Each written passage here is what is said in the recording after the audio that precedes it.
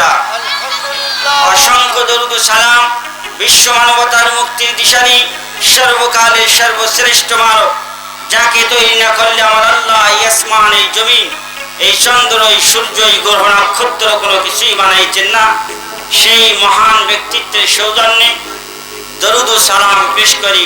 সকলেই বলি সাল্লাল্লাহু আলাইহি ওয়াসাল্লাম। সম্মানিত সুধী, আজকে যেই মুহূর্তে আমি আপনাদের এই হিল্লাই জামালি হাফিজা মাদ্রাসা কর্তৃক আয়োজিত মাহফিলে আলোচনার জন্য বসেছি, এই মুহূর্তে একটি ঐতিহাসিক মুহূর্ত। কথা বলেন ঠিক না ঠিক? দীর্ঘ 15.5 বছর পর্যন্ত সারা দেশের মানুষগুলো যখন নির্যাতিত, নিপীড়িত, বিশেষ করে মাঠে ময়দানে যারা কথা বলে ওলামায়ে কেরাম, যাদের কণ্ঠকে বারবার রোধ করার জন্য চেষ্টা করা হয়েছিল, কিন্তু যারা আল্লাহ পাকের সৈনিক, যারা দ্বীনের সৈনিক, তারা মৃত্যুকে কখনো পরোয়া করে না, তারা মৃত্যুকে কখনো ভয় করে না। একেবারে ফিরআউন নমরুদ থেকে নিয়ে শুরু করে আবু জেহেল, উতবা, শাইবা থেকে শুরু করে বর্তমান জামানার ফ্যাসিস্টরা পর্যন্ত ইতিহাস থেকে শিক্ষা না নেওয়ার কারণে ইতিহাসের পাতায় তারা বারবার ঠাঁই পেয়েছে, ইতিহাসের পাতায় তাদের স্থান হয়েছে। আজকে ইসলামিক শিক্ষা বাদ দিয়ে, ইসলামিক নীতিকে বাদ দিয়ে, আল্লাহ পাকের শরিয়া বিধানকে বাদ দিয়ে যারা আজকে জীবন পরিচালনা করেছে, তাদের এমন অবস্থা হয়েছে, তারা যখন পলায়ন করেছে তারা নিজের সন্তানের কথাও চিন্তা করেন না। আসতে বলেন, আরো আসতে বলেন, কথা বলেন ঠিক না ঠিক? ধরে আল্লাহ, ধরে না, ধরলে কিন্তু ধরে না, ধরলে কিন্তু সরে না। ইতিহাস বলতে হবে, এটা ইতিহাস, এটা শুনতে হবে। এর উদ্দেশ্য হলো আমি এ থেকে উপদেশ গ্রহণ করব, শিক্ষা নেব। কথা বলেন ঠিক না ঠিক? আজকে যারা উপদেষ্টা মণ্ডলী আছেন, আগামীতে যারা এই বাংলাদেশের ক্ষমতায় আসবেন, তাদের সকলের উদ্দেশ্যে শেখ হাসিনার এই পলায়ন থেকে শিক্ষা নিতে হবে। যদি আমরা জনগণের বিরুদ্ধে যাই, জনগণের উপর নির্যাতন করি, এই জাতির উপর নির্যাতন করি, ইসলাম মুসলমানদের ক্ষতি করার চেষ্টা করি, ইসলামকে কেউ কোনোদিন দাবায় রাখতে পারে নাই, ইসলামী শিক্ষাকে কেউ মিটাই দিতে পারে নাই।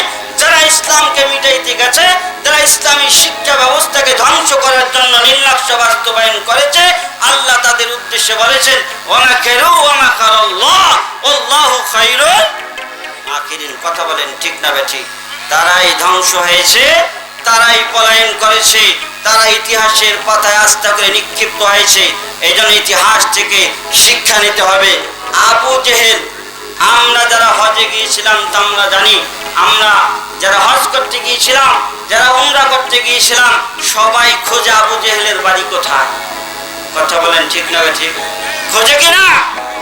আবু জেহেলের বাড়িকে টয়লেট বানানো হয়েছে। কি বানানো হয়েছে?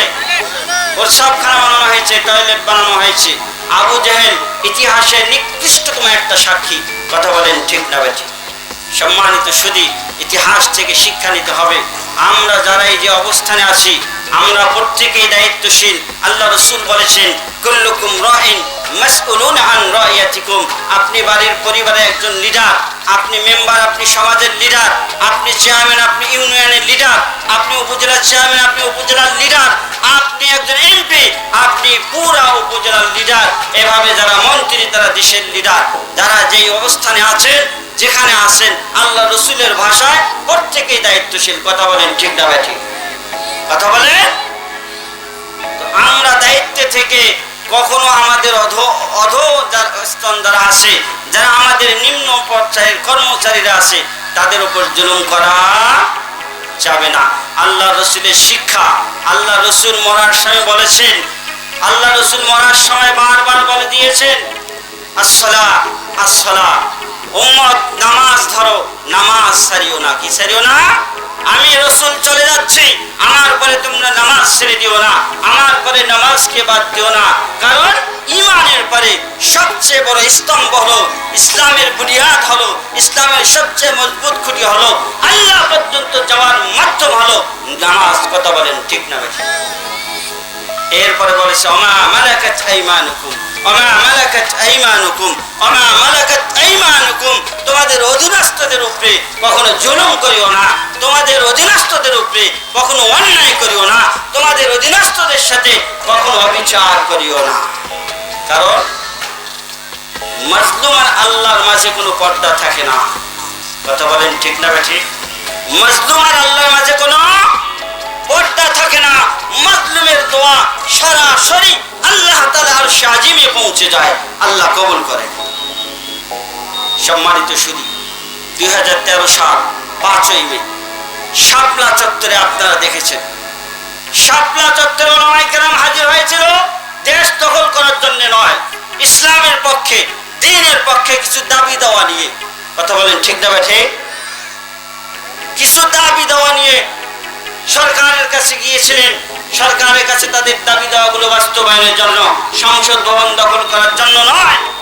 কিন্তু আপনারা দেখেছেন এই নিরীহ নিরস্ত্র ওলামায়ে কেরামদের উপরে কিভাবে আক্রমণ করা হয়েছে, কিভাবে গুলি চালানো হয়েছে, এবং গুলি করার পরে দিয়ে মানুষগুলোকে হত্যা করে কিভাবে রাতের আধারে সমস্ত লাশগুলিকে গুম করে দেওয়া হয়েছে। সম্মানিত সুধী, এগুলো ইতিহাস, এগুলো আলোচনা হতেই থাকবে। কিয়ামত যতদিন আছে, বাংলাদেশ যতদিন আছে, শাপলা চত্বর ইতিহাসের পাতা থেকে কেউ মুছতে পারবে না। বিডিআর হত্যাকে কেউ ইতিহাসের পাতা থেকে মুছতে পারবে না। আল্লামা মরহুম দেলোয়ার হোসেন সাঈদীকে যে হত্যা করা হয়েছে, এটা একটা এদেশের পিপিলিকাও বিশ্বাস করে। এই কোরআনের পাখিকে আল্লামা দেলোয়ার হোসেন সাঈদী রাহিমাহুল্লাহকে হত্যা করা হয়েছে। কথা বলেন ঠিক না ঠিক? সম্মানিত সুধী, এগুলো ইতিহাস, এগুলো চর্চা হতেই থাকবে। ইতিহাসের পাতা থেকে কারো ভালো নাম উচ্চারিত হবে, আবার কারো খারাপ নাম উচ্চারিত হবে। সম্মানিত সুধী, আপনারা জানেন ইতিহাস থেকে শিক্ষা নিতে হবে। এই কথাগুলো বলার একটাই উদ্দেশ্য, ইতিহাস থেকে শিক্ষা নিতে হবে। বর্তমান যারা সরকারে আছেন, প্রধান উপদেষ্টা থেকে শুরু করে যাদেরকে উপদেষ্টা মনোনীত করা হয়েছে, আপনারা দেশ চালাচ্ছেন, দেশ চালাবেন। আমাদের জনগণের সমর্থন আছে না নাই? আমরা জনগণ ততক্ষণ পর্যন্ত আপনাদের পাশে আছি যতক্ষণ পর্যন্ত আপনারা আমাদের পাশে আছেন। আপনারা যদি সেই ফ্যাসিস্ট হাসিনার মতো জনগণের জানমালের নিরাপত্তা দিতে না পারে, মানুষের জীবনের নিরাপত্তা দিতে না পারে, আজকে যেভাবে ডাকাতি, ছিনতাই, রাহাজানি শুরু হয়েছে, এইগুলো থেকে যদি জনগণকে পরিত্রাণ দিতে না পারে, জনগণ আবার রাস্তায় বেরিয়ে আসবে। মনে রাখেন, জনগণ বসে থাকবে না। এই জন্য আমরা বলবো, প্রধান উপদেষ্টা সহ আপনারা যারা দেশ পরিচালনা করতেছে, ওলামায়ে কেরামদের সঙ্গে পরামর্শ করেন। আমরা কি দুর্ভাগা, আমাদের রংপুর বিভাগ থেকে কোনো উপদেষ্টা নাই। আমরা চাই কি চাই না?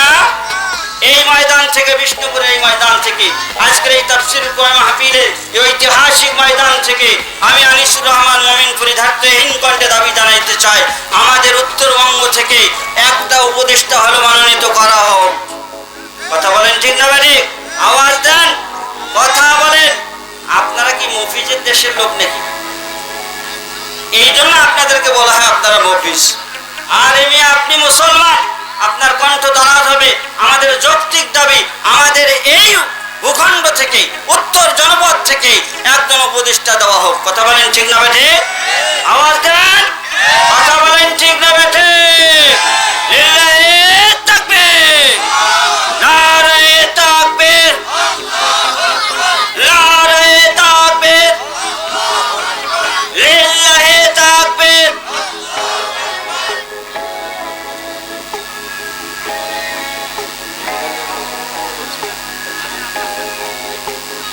মাদ্রাসার ছাত্র স্টেজের লোক কই? নারায়ে তাকবীর, লিল্লাহি তাকবীর, আল কোরআনের আলো। আরে ভাই, ঘরে তো অনেক জ্বালাইছেন, আর কত ঘরে জ্বালাবেন?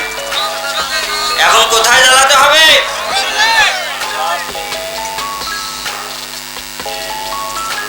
এখন সংসদে জ্বালাইতে হবে। কোথায় জ্বালাইতে হবে?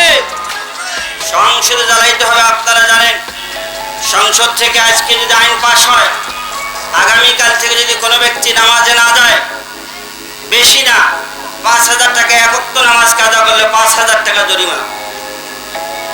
কয় টাকা? মাত্র 5,000। বলেন তো দেখি, উজু ছাড়াই মসজিদে যাবে কি যাবে না? অজু করারও টাইম পাবে না, অজু ছাড়াই মসজিদে দৌড়াবে। কথা বলেন ঠিক না ঠিক? এই জন্য কোরআনুল কারীমকে সংসদ পর্যন্ত নিতে হবে। আমরা সমস্ত তন্ত্র মন্ত্র দেখেছি, আমরা গণতন্ত্র দেখেছি, আমরা সমাজতন্ত্র দেখেছি, আমরা পুঁজিবাদী তন্ত্র দেখেছি, আমরা সমস্ত তন্ত্র দেখেছি। আমরা এখন কোরআনের তন্ত্র দেখতে চাই। কথা বলে ঠিক না বেঠে? সম্মানিত সুধী, আমাদেরকে যার যার অবস্থান থেকে বলিষ্ঠ ভূমিকা পালন করতে হবে। আমাদের যার যার অবস্থান থেকে সকলকে এগিয়ে আসতে হবে। ওলামায়ে কেরামদেরকে সমর্থন দিতে হবে। 1,000 টাকা 2,000 টাকায় আপনার ভোট বিক্রি করেন না, অনেক ভোট বিক্রি করে খেয়েছেন। এজন্য পদে পদে আপনারা প্রতারিত হয়েছেন, ঠকেছেন। আগামীতে এই ভুল কখনো করবেন না, তাহলে আগামীতে আবারও 50 বছর আপনাদেরকে ভোগাইতে হবে। কথা বলেন ঠিক না বেশি? সম্মানিত সুধী, আমি দীর্ঘ সময় কথা বলবো না। আমি আপনাদের সামনে কোরআনুল কারীমের যে আয়াতে কারিমা তেলাওয়াত করেছি, সূরা ইমরান, কোরআনুল কারীমের 3 নম্বর সূরা 31 নম্বর আয়াতে কারিমা পাঠ করেছি। আমি আমার এই পঠিত আয়াত ও হাদিসের আলোকে সংক্ষিপ্ত আকারে আলোচনা করব, আমার তৌফিক ইল্লা বিল্লাহ। কারণ আজকে এই মাহফিলের মধ্যমণি, আপনার আমাদের সকলের মধ্যমণি, মহাব্বতের মানুষ, আন্তর্জাতিক খ্যাতিসম্পন্ন মুফাসসির কোরআন আল্লামা তারেক মনোয়ার দামাত বারকাতুহুমের কাছ থেকে আমরা অনেক গুরুত্বপূর্ণ আলোচনা শুনব। কথা বলে সম্মানিত সুধী, আমি আপনাদের সামনে যে আয়াতে কারিমা তেলাওয়াত করেছি, সূরা ইমরান 31 নম্বর আয়াত।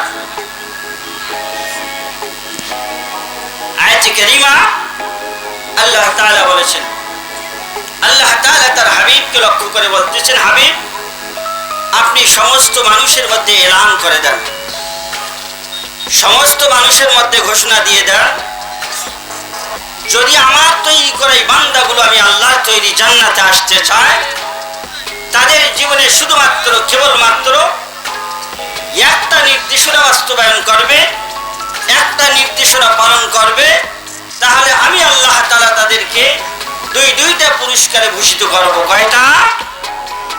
1 নম্বর পুরস্কার হলো, আমি আল্লাহ তাআলা আমার এই বান্দাদের, আমি আল্লাহ তাআলা আমার এই বান্দীদের জীবনের সমস্ত গুনাহ খাতা মাফ করে দেব। আরো জোরে বলে, শুধু তাই নয়, শুধু জীবনের গুনাহ মাফ করব না, গুনাহ মাফ করে তাদের জন্য জান্নাতের মেহমান হিসাবে আমি আল্লাহ তাআলা ডিক্লারেশন দিয়ে দেব, জান্নাতের মেহমান বানায় দেব। জোরে বলেন সুবহানাল্লাহ। সম্মানিত সুধী, বলেন তো দেখি, আমাদের আদি পিতার নাম কি? আদম আলাইহিস সালাম। আমাদের আদি পিতার নাম কি? আদম আলাইহিস সালামকে আল্লাহ তাআলা জান্নাতে তৈরি করেছেন। কোথায় তৈরি করেছেন? জান্নাতে তৈরি করেছেন। ফেরেশতাদের মাধ্যমে সমস্ত বডিটা তৈরি করেছেন। সমস্ত বডি কমপ্লিট হয়ে গেলে আল্লাহ তাআলা মাথা থেকে এই পর্যন্ত এই অংশটা নিজ কুদরতি হাতে আদম আলাইহিস সালামের দেহে স্থাপন করেছেন।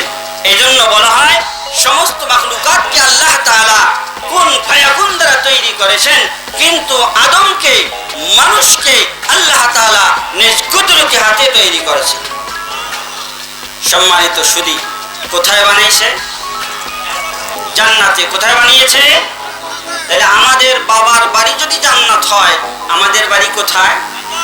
কোথায়? আমাদের বাবার বাড়ি জান্নাত হলে আমাদের বাড়িও জান্নাত। মিরাসি সূত্রে, উত্তরাধিকারী সূত্রে বাবা বিঘাকে বিঘা জমি করে গেছে। বাবা যদি সন্তান বেঁচে থাকতে ইন্তেকাল করে, বাবার সম্পদ কে পায়? সন্তানেরা পায়। ছেলেও পায়, মেয়েও পায়, সন্তানেরা পায়। ছেলে থাকলে ছেলেরা পাবে, মেয়েরা থাকলে মেয়েরাও পাবে। তাহলে বাবার রেখে দেওয়া সম্পদের মালিক হয় সন্তানেরা। অতএব আমাদের আদি পিতা আদম আলাইহিস সালামের নিবাস হলো, আদি নিবাস হলো জান্নাত। অতএব আমরা মিরাসি সূত্রে আমাদের আসল বাড়ি হলো সম্মানিত সুধী মুসলমান ভাইরা রে আমার, আল্লাহ তাআলা আদম আলাইহিস সালামকে জান্নাতে তৈরি করেছেন। জান্নাতের মধ্যে তৈরি করে আদম আলাইহিস সালামকে দীর্ঘ সময় পর্যন্ত জান্নাতে থাকার পারমিশন দিয়েছেন। আমাদের আদি পিতা আদম আলাইহিস সালাম জান্নাতের মধ্যে দীর্ঘ সময় অবস্থান করেছেন। আল্লাহ তাআলা আদম আলাইহিস সালামের জন্য জান্নাতের সমস্ত নাজ নিয়ামতগুলো হালাল করে দিয়েছেন। আল্লাহ আদমকে বলে দিয়েছেন, আদম রে, এর কিছুদিন পরে আদমের অশান্তি দূর করার জন্য আদমের বাম পাজরের হাত থেকে আমার আল্লাহ আদমের প্রশান্তির জন্য মা হাওয়াকে বানাইছে। সুবহানাল্লাহ বলবেন না? কি সুবহানাল্লাহ বললে গুনাহ হবে? আর সুবহানাল্লাহর ওয়াজ তো আজীবন শুনেছেন, আলহামদুলিল্লাহর ওয়াজ আজীবন শুনেছেন। সুবহানাল্লাহ বলবেন তো আপনার নামে জান্নাতে একটা গাছ তৈরি হবে। আলহামদুলিল্লাহ বলবেন, আপনার নামে একটা জান্নাতে গাছ তৈরি হবে। যতবার বলবেন ততটা গাছ তৈরি হতে থাকবে। কি আপনারা চান না জান্নাতে এক একটা করে গাছ তৈরি হোক? সেই গাছের দূরত্ব কত? এক একটা শাখায়, এক একটা ডালে যদি কোনো দ্রুতগামী ঘোড়া 500 বছর পর্যন্ত দৌড়ায়, তবু কি শেষ হবে না? ওই গাছের শাখা, গাছের ডাল শেষ হবে না। অতএব সুবহানাল্লাহ আলহামদুলিল্লাহ বলতে রাজি আছি তো? সমাধান চাও যদি জীবনে মরণে, ফিরে যাও খুঁজে নাও চোখ রাখো কোরআনে। সমাধান, ও সমাধান চাও যদি জীবনে মরণে, ফিরে যাও খুঁজে নাও চোখ রাখো কোরআনে। এই যুবক ভাইরা একটু বলো আমার সাথে, বলেন একটু যুবক ভাইরা দাঁড়িয়ে কেন? আসেন, ভেতরে আসেন, হুজুর আসবে ইনশাআল্লাহ, আপনাদের সামনে বয়ান করবেন। যুবক ভাইরা ভেতরে ঢোকেন, যারা বাইরে আছেন তারা ভেতরে ঢোকেন। মা বোনেরা রাস্তাঘাটে ঘুরবেন না, ওয়াজ শোনার জন্য আসছেন। মাদ্রাসার পাশেই প্যান্ডেল করা হয়েছে, আপনারা নির্দিষ্ট জায়গায় যাবেন। সমাধান চাও যদি জীবনে মরণে, ফিরে যাও খুঁজে নাও চোখ রাখো কোরআনে। সমাধান চাও যদি জীবনে মরণে, ফিরে যাও খুঁজে নাও চোখ রাখো কোরআনে। তবেই পাবে সুখ শান্তির ঠিকানা, তবেই পাবে সুখ শান্তির ঠিকানা, যদি মেনে নাও তুমি মনে প্রাণে। সমাধান, ও সমাধান চাও যদি জীবনে মরণে, ফিরে যাও খুঁজে নাও চোখ রাখো কোরআনে। বলেন না সমাধান, সমাধান চাও যদি জীবনে মরণে, ফিরে যাও খুঁজে নাও চোখ রাখো কোরআনে। এ তো চির অম্লান চির মুক্তির ডাক, এ যে মহাপানি খোদারি কালামি পাক। এ তো চির অম্লান চির মুক্তির ডাক, এ যে মহাপানি খোদারি কালামি পাক। এই দুনিয়া আর সেই দুনিয়া, মুক্তি পাবে তুমি দো জাহানে। সমাধান, ও সমাধান চাও যদি জীবনে মরণে, ফিরে যাও খুঁজে নাও। সমাধান চাও যদি জীবনে মরণে, ফিরে যাও, ফিরে যাও খুঁজে নাও চোখ রাখো কোরআনে। যাহার পরশ পেয়ে পাথর হলো সোনা, সন্দেহ পল্লী যার একটি কণা। যাহার পরশ পেয়ে পাথর হলো সোনা, সন্দেহ পল্লী যার একটি কণা। এ যে এক পিঁপড়া নিচে ফেলে যত সব, এ যে এক পিঁপড়া নিচে ফেলে যত সব, এগিয়ে চলে সে অজ্ঞানী। সমাধান, ও সমাধান চাও যদি জীবনে মরণে, ফিরে যাও, ফিরে যাও, ফিরে যাও খুঁজে নাও চোখ রাখো কোরআনে। সমাধান, এ বাণী সকলের নয় শুধু মুমিনের, এ বাণী সকলের নয় শুধু মুমিনের। যারাই চলবে মেনে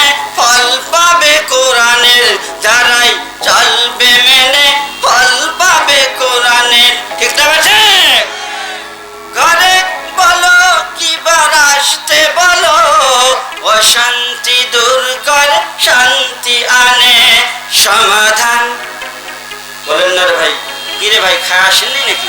সমাধান চাও যদি জীবনে মরণে, ফিরে যাও খুঁজে নাও চোখ রাখো কোরআনে। সমাধান, ও সমাধান চাও যদি জীবনে মরণে, ফিরে যাও খুঁজে নাও চোখ রাখো কোরআনে। মারহাবা কোন, আরো যে আওয়াজ দিয়ে বলেন মারহাবা। লিল্লাহি তাকবীর, নারায়ে তাকবীর, নারায়ে তাকবীর, লিল্লাহি তাকবীর। মুসলমান ভাইরা আমার, আল্লাহ রাব্বুল আলামিন আদম আলাইহিস সালামকে জান্নাতে তৈরি করার পর জান্নাতের সমস্ত নাজ নেয়ামতকে হালাল করে দিয়েছেন। আল্লাহ আদমকে ডাক দিয়ে বলেছেন, আদম রে, ও হাওয়া, তোমাদের জন্য জান্নাতের সমস্ত নিয়ামত হালাল করে দিলাম। জান্নাতের সব নিয়ামতগুলো তোমাদের জন্য বৈধ করে দিলাম। শুধুমাত্র কেবলমাত্র আমি আল্লাহ তাআলা তোমাদের জন্য একটা ফরমান জারি করে দিলাম, একটা নিষেধাজ্ঞা দিলাম।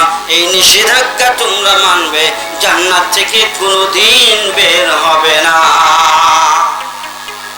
আমার ভাইরা, আমার বন্ধুরা, আল্লাহ তুমি হাওয়াকে বললেন, ওয়ালা তাকরাবা হাযিহিশ শাজারাতা ফাতাকুনা মিনাজ জালিমিন। আল্লাহু আকবার বলেন।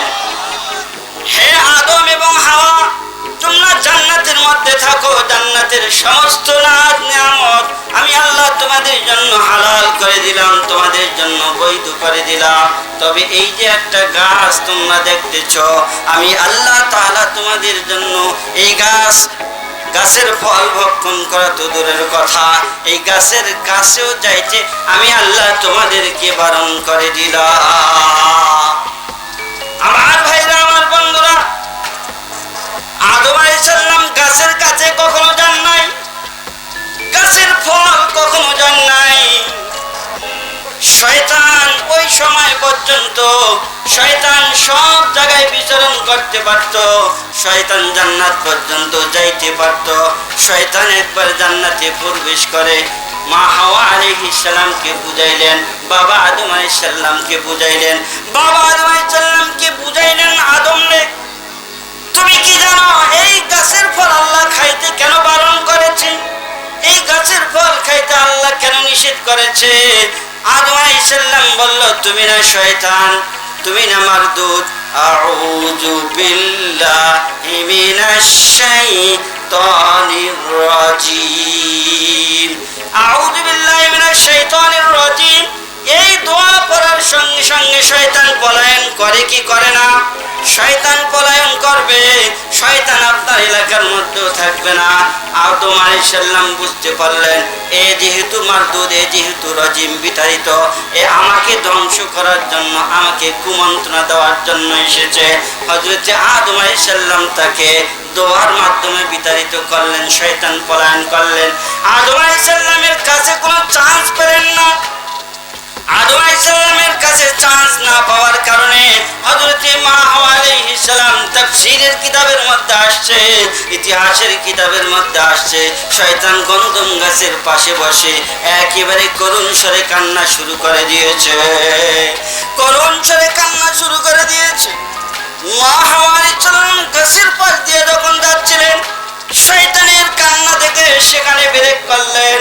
শয়তানকে জিজ্ঞেস করলেন, ভাই কে আপনি, কি আপনার পরিচয়? আপনি এই গন্ধম গাছের বসে বসে কেন কান্না করতেছেন? কান্নার উদ্দেশ্য কি? শয়তানের সঙ্গে যখন মা হাওয়া আলাইহিস সালাম কথোপকথন শুরু করে দিয়েছে, যখন কথা বলা শুরু করে দিয়েছে, শয়তান এতক্ষণ এটাই চাচ্ছিলেন, মা হাওয়া আলাইহিস সালাম যখন কথা বলেছে, শয়তান এটাকে একটা চরম এবং পরম সুযোগ মনে করে নিয়ে শয়তান মা হাওয়াকে বলতেছে, মা গো মা, আপনি কি জানেন গো, আমি আপনাদের ভবিষ্যতের কথা চিন্তা করে কাঁদতেছি। কার চিন্তা? আদম হাওয়ার ভবিষ্যতের চিন্তা করে কাঁদতেছে। মা হাওয়া মহিলারা কিন্তু নরম দিল, কথা বলেন ঠিক না বেটি? মানুষের ধোঁকা বুঝতে পারে না, শয়তানের ধোঁকা বুঝতে পারে নাই। মা হাওয়া বলতে আমাদের ভবিষ্যতের কথা ভেবে আপনি কান্না করতেছেন, কারণটা কি আমরা জানতে চাই। মা হাওয়াকে বললেন, মা আমি দেখেছি, আমি যা জানি তোমরা কিন্তু তা জানো না, কারণ আমার অভিজ্ঞতা অনেক বেশি। ঠিক না ঠিক? শয়তান মুআল্লিমুল মালাইকা ছিলেন। কি ছিলেন? ফেরেশতাদের উস্তাদ ছিলেন শয়তান। 1 বছর 2 বছর নয়, 6 লক্ষ বছর পর্যন্ত উস্তাদগিরি করেছে, টিচারি করেছে, ফেরেশতাদের তালিম দিয়েছে। সেই শয়তান বলতেছে আমার অভিজ্ঞতা তোমাদের অভিজ্ঞতার সমান না, আমি যা দেখি যা বুঝি তোমরা তা বোঝো না। কেমন সেটা, কি বিষয় সেটা? এবার শয়তান বলতেছে আপনি কি জানেন আল্লাহ তাআলা আপনাদেরকে এই গাছের ফল কেন খাইতে নিষেধ করেছেন? ভালো করে শুনে রাখেন, কারণ এই গাছের ফল যদি আপনারা খেয়ে নেন আর কোনোদিন আল্লাহ আপনাদেরকে জান্নাত থেকে বের করতে পারবে না। ডাল মে কুছ কালা হ্যাঁ না নেই, ডাল মে কুছ কালা হ্যাঁ। কথা বলেন, কথা সুন্দর কিন্তু মিথ্যা কথা। আমার ভাইরা, আমার বন্ধুরা, মা হাওয়া বললেন আপনি বলেন কি, আমরা যদি এই গাছের ফল না খাই তাহলে আমাদেরকে বের করে দেবে? হ্যাঁ হ্যাঁ, অবশ্যই বের করে দেবে। এই কারণে আল্লাহ এই গাছের ফল খাইতে নিষেধ করেছে। এবার মা হাওয়ার মনের মধ্যে গেঁথে গেল, না না, এত সুন্দর জায়গা থেকে বের হওয়া যাবে না, এত সুন্দর জায়গা থেকে বের হইতে পারবো না। কারণ হলো এত আরামের জায়গা, এত মনোরম জায়গার কোথাও হইতে পারে না। অতএব এই জায়গা থেকে কোনোভাবেই বের হওয়া যাবে না, এই জায়গা থেকে কোনোভাবেই বের হওয়া যাবে না। অতএব এই গাছের ফল খাইতে হবে, যেহেতু গাছের ফল খাইলে আর কোনোদিন আমাদেরকে বের করে দিতে পারবে না। এই মন্ত্রটা দিছে কে? কে? শয়তান আমাদের বন্ধু না শত্রু? শয়তান আমাদের বন্ধু না শত্রু? ইন্নাশ শাইতানা লাকুম আদুউম মুবিন। আর ধরে জোর হলো না। আরে ভাই, 1 মুঠ মুড়ির জন্য কি লাফান টানা লাফাইছে? হ্যাঁ, 1 মুঠ মুড়ির জন্য চেয়ারম্যানই ভোট আসলে, মেম্বারই ভোট আসলে, আরে ভাই মালকে মাল রাস্তা ধুলা উড়াইতে উড়াইতে শেষ করে দিছে। কথা বলেন ঠিক না ঠিক? হ্যাঁ, আর যে আল্লাহু আকবার বললে জান্নাতের গ্যারান্টি আছে, আল্লাহর জান্নাতের টিকিট লেগে দেওয়ার গ্যারান্টি আছে, সেই আল্লাহু আকবারের আওয়াজ দেখেন। কথা বলেন আল্লাহু আকবার। আর জোরে ইল্লাহি তাকবীর। বিষ্ণুপুর বাসীকে কি গরম ঠান্ডা লেগেছে নাকি? ঠান্ডা লাগে নাই, হুজুর আসতেছে, আসতে থাকেন, যারা যেখানে আছেন আসতে থাকেন। ওই যে আমরা বদরগঞ্জের মেলায় দেখতাম লাখ লাখ ভেলকি লাখ, চোখে মুখে লাখ। ঠিক না ঠিক? ঠিক না ঠিক? আসতেছে বড় হুজুর, ভেলকি লাগাই দেবে ইনশাল্লাহ, কোরআন হাদিস ঠিক আলোচনা করে, চোখে মুখে সারা শরীরে ভেলকি লাগাই দেবে। মারহাবা খান, আর ওদের বলেন মারহাবা। খারাপ লাগতেছে? আলোচনা কিছুক্ষণ করব, চলবে কিছুক্ষণ, চলবে না বাদ দেব? তাহলে হ্যাঁ হু করা লাগবে রে ভাই। আমরা রংপুরের মানুষ, আমরা বাহির দেশের মানুষ, আমরা এরশাদ মামুর দেশের মানুষ। এরশাদ মামুকে যে যাই বলুক, এরশাদ মামু দেশের জন্য অনেক কিছু করেছে। এজন্য আমরা দোয়া করতে পারি কি পারি না? পারি কি পারি না? আমরা ছোটতে দেখেছি মসজিদের বিল ফ্রি ছিল। কি মসজিদ মাদ্রাসার বিল ফ্রি ছিল না? বিদ্যুৎ বিল। এরশাদ মামুর আমলে মসজিদ মাদ্রাসায় বিদ্যুৎ বিল দেওয়া লাগে নাই।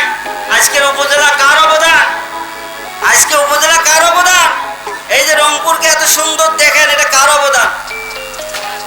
যখন সরকার ছিল, যখন এরশাদ স্বৈরাচার হয়েছে পরে, আগে তো স্বৈরাচার ছিল না। না, এরশাদ যখন ক্ষমতায় ছিল আমাদের রংপুরে সুন্দর বাতি জ্বলত, লন্ডনের বাতি আমরা জ্বলা দেখেছি। কথা বলেন ঠিক না ঠিক?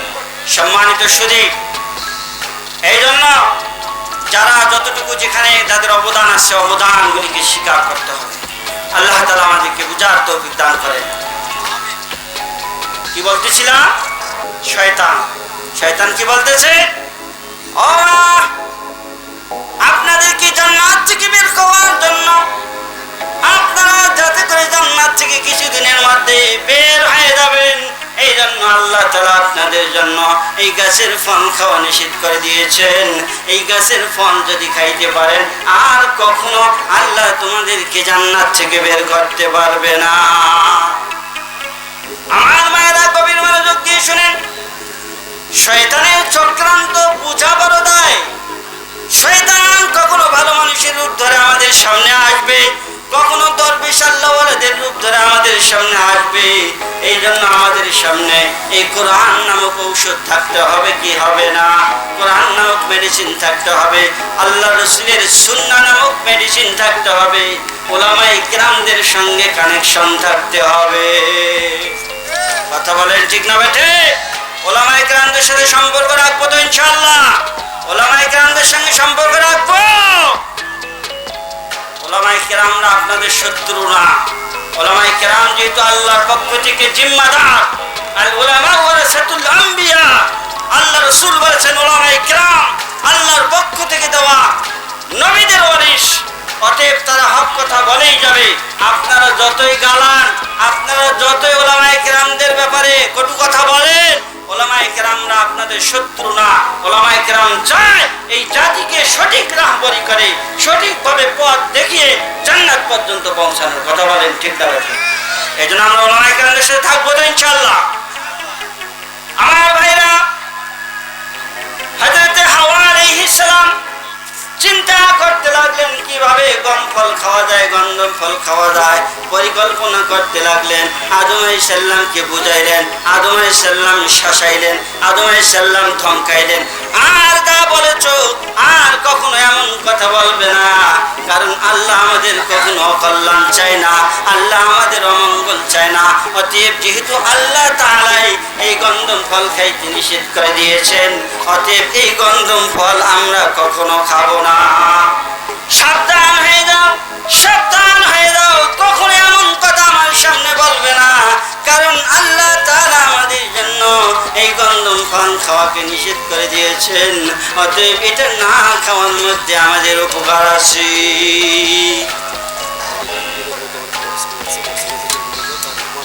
দয়া করে যারা গেটে আপনারা মোটরসাইকেল নিয়ে গ্যাঞ্জাম করতেছেন, মোটরসাইকেল নির্দিষ্ট জায়গায় রাখেন আর ভেতরে চলে আসেন। ভেতরে বিশাল আয়োজন আছে, বিশাল বসার ব্যবস্থা আছে।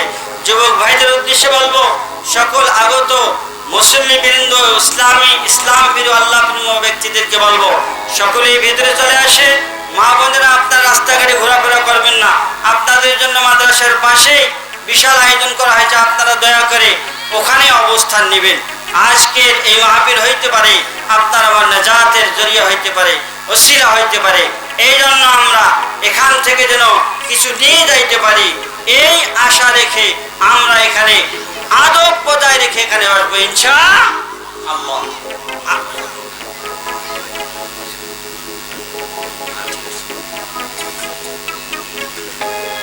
আমার ভাইরা, আমার বন্ধুরা, গভীর মনোযোগ দিয়ে শোনেন।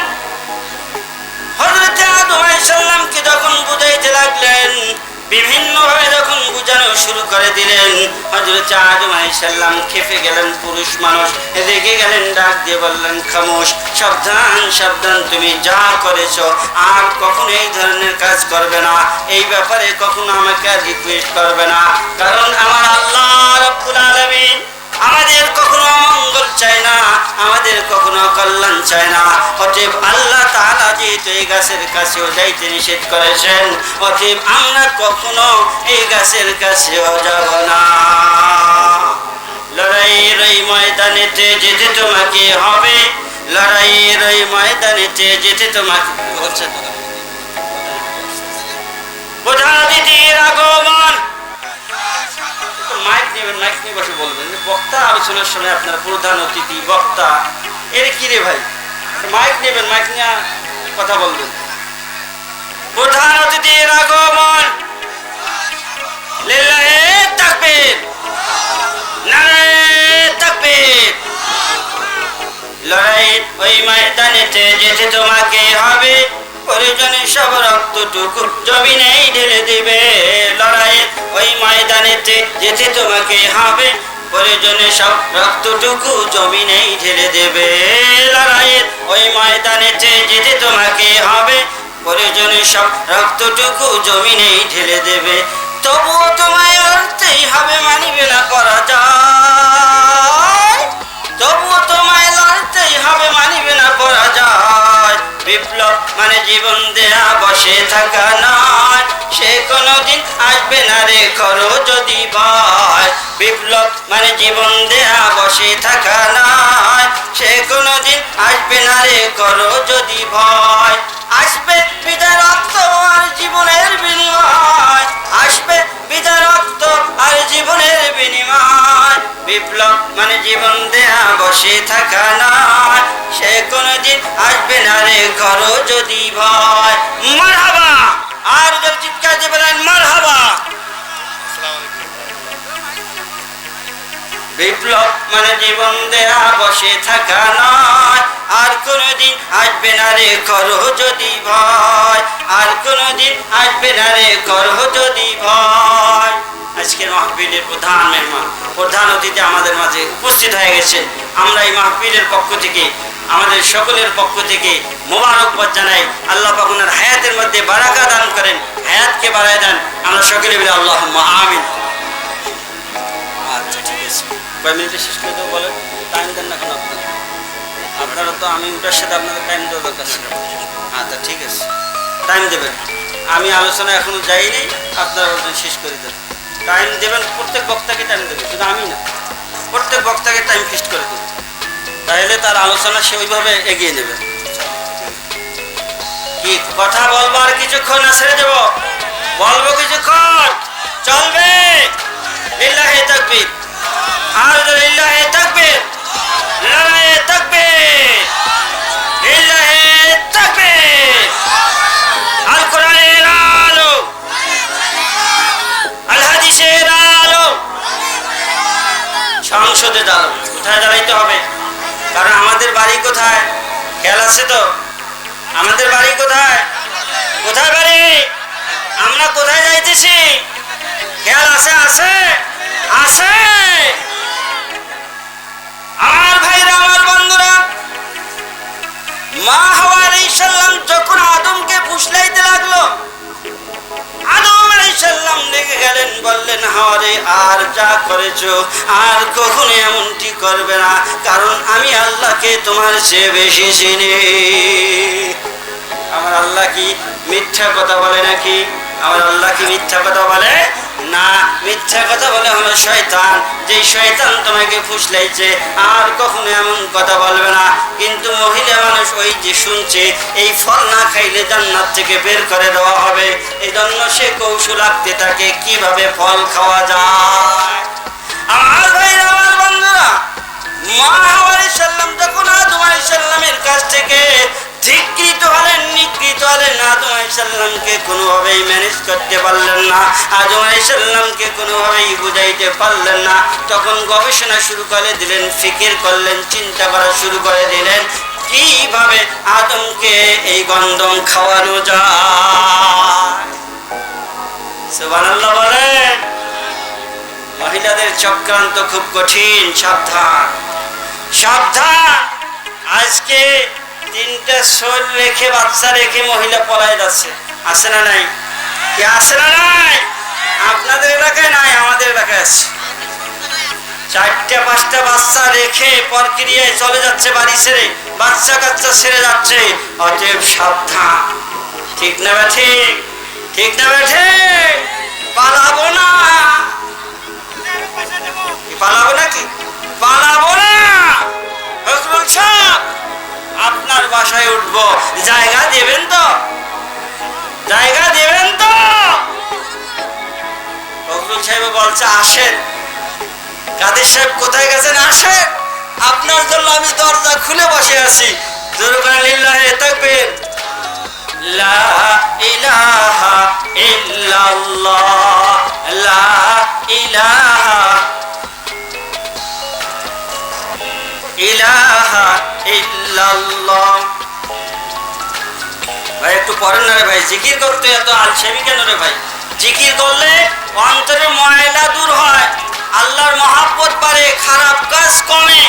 লা ইলাহা ইল্লাল্লাহ, লা इलाहा ऐशो इशरत के लिए इंसान ही याद रख तू बंदा है मेहमान ही ला इलाहा इल्लल्लाह ला इलाहा इल्लल्लाह ला इलाहा इल्लल्लाह मुहम्मदुर রাসূলুল্লাহ।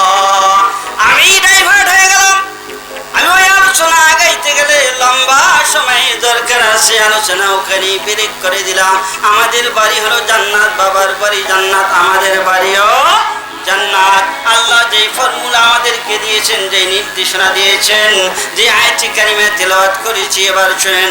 আল্লাহ তার হাবিবকে লক্ষ্য করে বলতেছেন, হাবিব আপনি উম্মতের মাঝে এলান করে দেন, ঘোষণা করে দেন, কুল ইন কুনতুম তুহিব্বুনাল্লাহ ফাত্তাবিউনি ইউহিব্বুকুমুল্লাহ ওয়া ইয়াগফির লাকুম যুনুবাকুম ওয়াল্লাহু গফুরুর রহিম। আল্লাহু আকবার। নাস্তিকতা নিপাত যাক, দিন ইসলাম জিন্দাবাদ। নাস্তিকতা নিপাত যাক, দিন ইসলাম জিন্দাবাদ। কোটি প্রাণী একই আওয়াজ, খোদার হিসাব পাবে না, এই বাংলায় ঠাই হবে না। মুসলমানরা জেগেছে আজ, লিল্লাহে তাকবীর, নারে তাকবীর। তোলো তোলো আওয়াজ তোলো, জোর কদমে সামনে চলো, সবাই মিলে একই তালে দাও না স্লোগান, নারে তাকবীর, লিল্লাহে তাকবীর। দিন ইসলাম, দিন ইসলাম জিন্দাবাদ, জিন্দাবাদ। দিন ইসলাম, দিন ইসলাম জিন্দাবাদ, জিন্দাবাদ। মুসলমানদের এই দেশেতে নাস্তিকদের ঠাঁই নাই, মুসলমানদের এই দেশেতে নাস্তিকদের ঠাঁই নাই। নাস্তিকদের পক্ষে যারা, তাদের কোনো রক্ষা নাই, নারে তাকবীর, লিল্লাহে তাকবীর। তোলো তোলো আওয়াজ তোলো, জোর কদমে সামনে চলো, সবাই মিলে একই তালে দাও না স্লোগান, নারে তাকবীর, লিল্লাহে তাকবীর। দিন ইসলাম, দিন ইসলাম, দিন ইসলাম, দিন ইসলাম জিন্দাবাদ, জিন্দাবাদ। ইসলামেরই জন্ম দেশের হয়েছে জন্ম, ইসলামেরই জন্ম দেশের হয়েছে জন্ম। ইসলামের বিরুদ্ধে গেলে দেশ হবে ভিন্ন, নারে তাকবীর,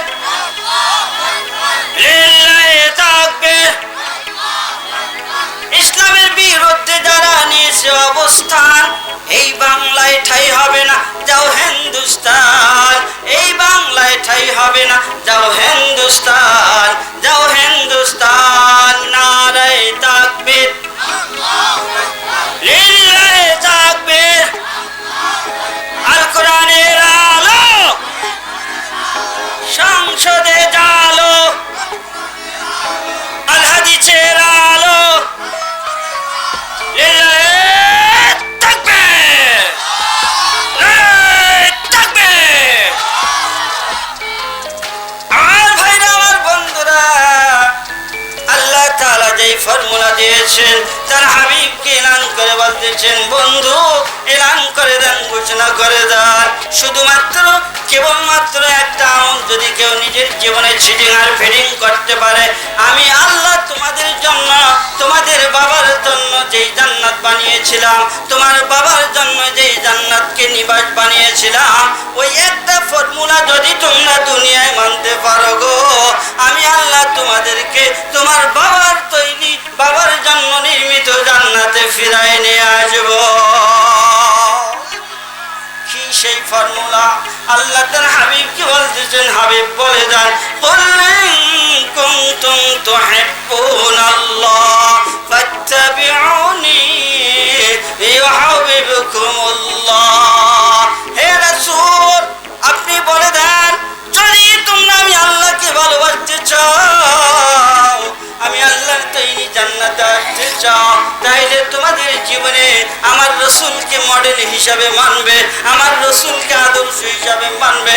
আমার রসুলের প্রত্যেকটা ক্ষেত্রে তোমার ব্যক্তি জীবন থেকে নিয়ে শুরু করে, সামাজিক জীবন থেকে নিয়ে শুরু করে, পারিবারিক জীবন থেকে শুরু করে, আন্তর্জাতিক পরিমাণ রাষ্ট্রীয় জীবন সহ সর্বক্ষেত্রে যদি আমার রসুলকে মডেল বানাইতে পারো, আমি আল্লাহ ওয়াদা করলাম তোমাদের জীবনের সমস্ত গুনাহগুলো মাফ করে দেব। শুধু তাই নয়, ও মা, ও ভাই, ও বৃদ্ধা বাবারা, আপনি যেই বয়সের হন না কেন, যেই শ্রেণীর হন না কেন, আপনার টাকা পয়সা না থাকতে পারে, আপনার অর্থ করি না থাকতে পারে, আপনি একজন ভ্যান চালক হইতে পারেন, রিক্সা চালক হইতে পারেন, আপনি আবার কোটিপতি হইতে পারেন, আপনার অনেক ব্যাংক ব্যালেন্সও থাকতে পারে। আপনি যদি আল্লাহর রসুলকে মডেল মেনে আপনি দুনিয়ার জীবন থেকে কবরে আসতে পারেন, কবর থেকেই আল্লাহ তাআলা আপনার আমার জন্য জান্নাতকে বরাদ্দ করে দিবে। সুবহানাল্লাহ বলেন। সম্মানিত সুধী, আমি আমার আলোচনা যেহেতু কর্তৃপক্ষ অনুরোধ করেছে, আমি সংক্ষিপ্ত আলোচনা করেছি। আলোচনার মধ্যে ভুল ত্রুটি হলে মার্জনা দৃষ্টিতে দেখবেন। আমরা ইনশাল্লাহ কেউ যাব না, যারা বাহিরে আছে আসবো ইনশাল্লাহ। আগামীতে আরও বিভিন্ন জায়গায় আপনাদের সঙ্গে, যেহেতু আমি আপনাদের অত্র এলাকারই একজন সন্তান, আপনাদের সাথে বিভিন্ন জায়গায় দেখা হবে। আপনারা দোয়া করবেন, আমিও দোয়া করি, আর এই মাহফিলের জন্য খাস করে দোয়া করি। আল্লাহ যেন আজকে এই মাহফিলকে ভরপুর কামিয়াবি দান করেন, এই আশাবাদ ব্যক্ত করে আমার আলোচনা এখানেই শেষ করছি। আসসালামু আলাইকুম ওয়া রাহমাতুল্লাহ। আলহামদুলিল্লাহ, সম্মানিত উপস্থিতি, আমাদের মাওলানা আনিসুর রহমান ভাই ধন্যবাদ বক্তব্য রাখছেন। আমরা সবাই তার বক্তব্য অনুযায়ী আমল করতে পারে, আল্লাহ তৌফিক দান করে, কবরে বলে আমিন। এ পর্যায়ে তার আগে একটা বিশেষ ঘটনা আছে। আমাকে বলা হয়েছে যে গেটের ডানে বামে, গেটের পাশে অনেক মোটর সাইকেল রাখা হয়েছে, এগুলো যদি মিছিল হয়ে যায় তাহলে দায় কে নেবে? আপনাদের জন্য আমরা আয়োজন করেছি, আপনাদের জন্য গ্যারেজ বানিয়েছি। আপনারা মোটর সাইকেল, বাইসাইকেল করে গ্যারেজে রাখবেন দয়া করে। প্লিজ আপনারা সবাই 10 মিনিটের মধ্যে যদি সম্ভব হয় মোটর সাইকেল করে গ্যারেজে রাখবেন। ধন্যবাদ সবাইকে। আর আপনার আর আপনাদের জন্যই আমাদের আয়োজন, আপনাদের জন্যই আমাদের এই পরিশ্রম সার্থক হয়। আপনারা সবাই সহযোগিতা করবেন। আপনারা যে যেখানে ঘোরাঘুরি করছেন সবাই সবার মধ্যে সামনে প্যান্ডেলের ভিতরে চলে আসুন। সবাই আপনারা প্যান্ডেলের ভিতরে চলে আসুন, আমাদের অনেক জায়গা আছে এখনো।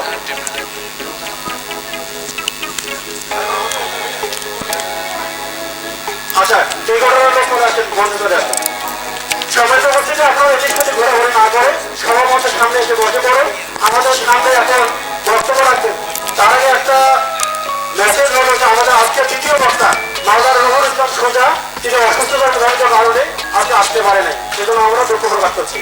এজন্য আমি আমার এক ছাত্র, নাম মোহাম্মদ মুজাহিদুল ইসলাম রেজা, আরবি প্রভাষক, মেপুরা ইসলামিয়া ফাজিল ডিগ্রি মাদ্রাসা, তাকে আমন্ত্রণ জানিয়ে তিনি আসছেন। আমার স্থানীয় ছাত্র হয়েছি, তিনি আপনাদের উদ্দেশ্যে পবিত্র কোরআনে হাদিস থেকে মূল্যবান বক্তব্য রাখবেন। আমার স্থানীয় ছাত্র মোহাম্মদ মুজাহিদুল ইসলাম রেজা, আরবি প্রভাষক, মেপুরা ইসলামিয়া ফাজিল ডিগ্রি মাদ্রাসা, মহানগর রংপুর, তাকে বক্তব্য রাখার জন্য অনুরোধ জানাচ্ছি।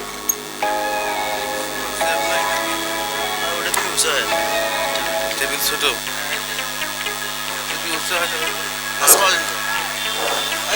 মাইক পিছিয়ে দেন, মাইক পিছিয়ে দেন, মাইক পিছিয়ে দেন।